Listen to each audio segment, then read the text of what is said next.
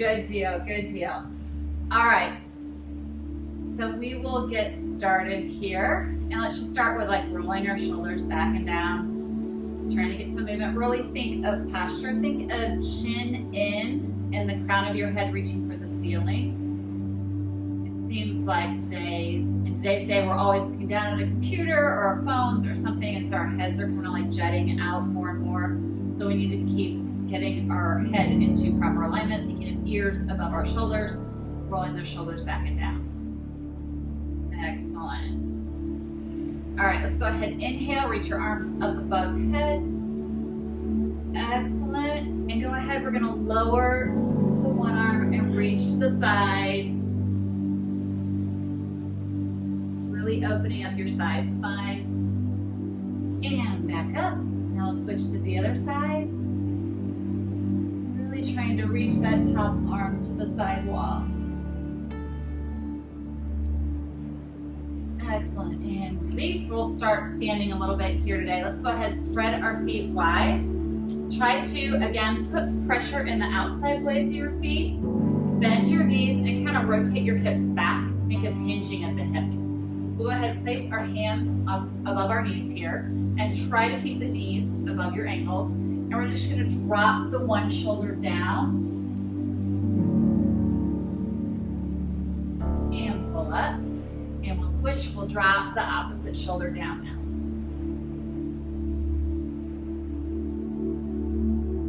Excellent. And release. Now I'm going to turn to the side here and to the side too. Same position with our feet. We really want to keep our knees bent and focus on bracing on the outside of our feet. Think of the outside blades of our feet.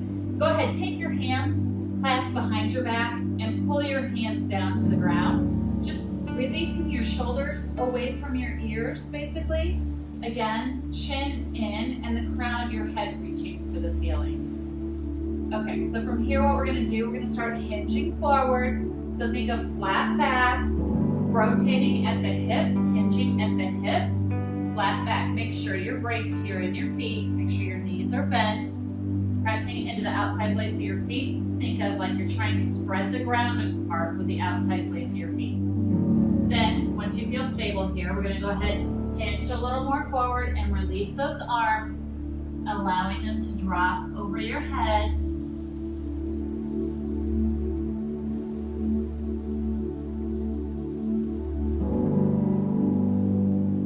Excellent. And release the arms. We're going to come halfway back up. Go ahead and place the right arm down on the ground. Try to think of flat back, belly button in, lengthening the spine. And see if we can rotate open, reaching the opposite arm towards the ceiling.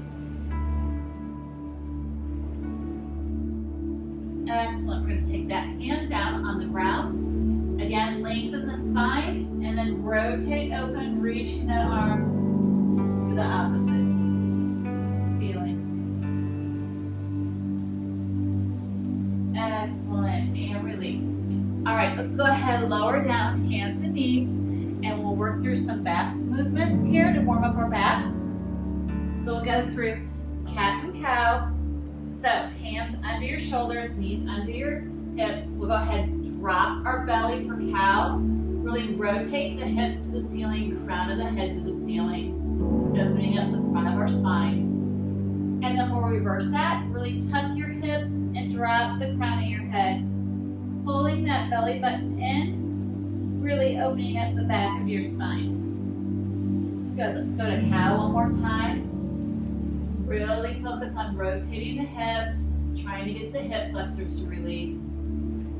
Excellent, we'll switch, we'll go to cat one more time. Again, pulling that belly button in, really tucking the tailbone. Excellent, great.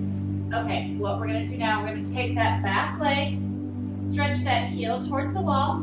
Think of engaging your core, pulling that belly button in to stabilize yourself. And then reach the opposite hand towards the front wall. Okay, we're going to tap down for 3 counts. So 1, tap down, raise it back up. Number 2, tap down, raise it back up. Try to let nothing else move except your arm and your foot. And raise it back up. Excellent. Now we're going to bend that leg, the knee. reach that front arm around. See if you can grab the top of your foot. Okay, again, really try to focus on balancing here. Kick into that hand, opening up that front shoulder, and also getting a nice stretch in the hip flexor.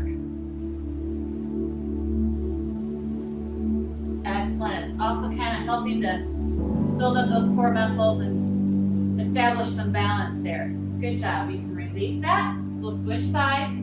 So now we'll take the opposite foot, reach that heel back.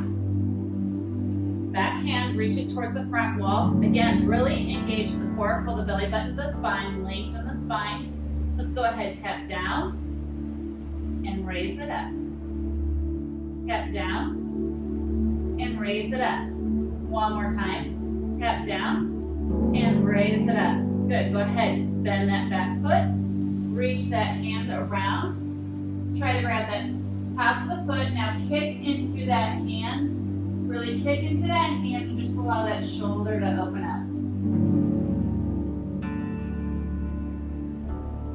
Excellent. And release.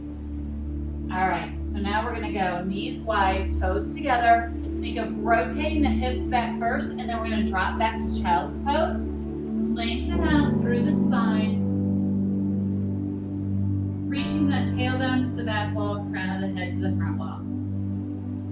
Excellent. From here, we're gonna float forward for up dog. So keep the elbows in tight. Think of leading with the chest.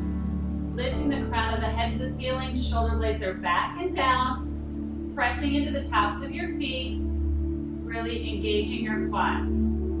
Excellent. Let's flip those toes. Now we're going to press back for down dog. Lifting those hips, pressing into your fingers. Again, think of pulling that belly button in, really lengthening the hips, having a nice, flat, straight back. Excellent. Let's go knees down on the ground. Sit back on your heels again. This time I have my knees in together, really pressing into the big toe joint. Trying to get some flexion in there. And again, we're going to keep the elbows in tight. Float forward for another up dog. Excellent. All right, let's flip those toes. Back for another down dog.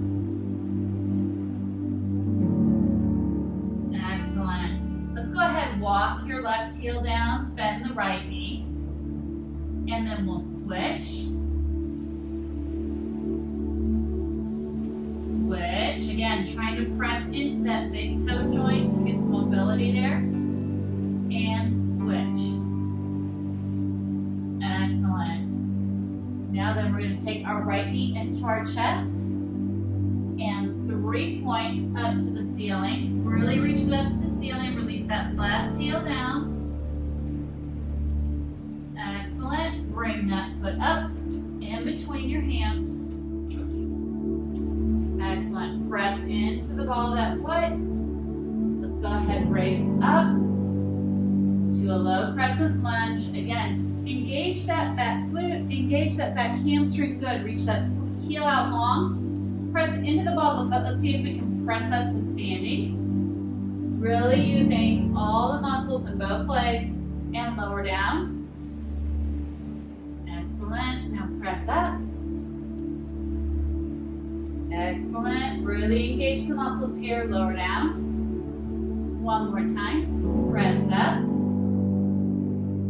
Excellent. And lower down. Excellent. Let's go ahead, drop that knee down. Flip that foot. Let's go ahead and put our hands behind our head. Press our head back into our hands.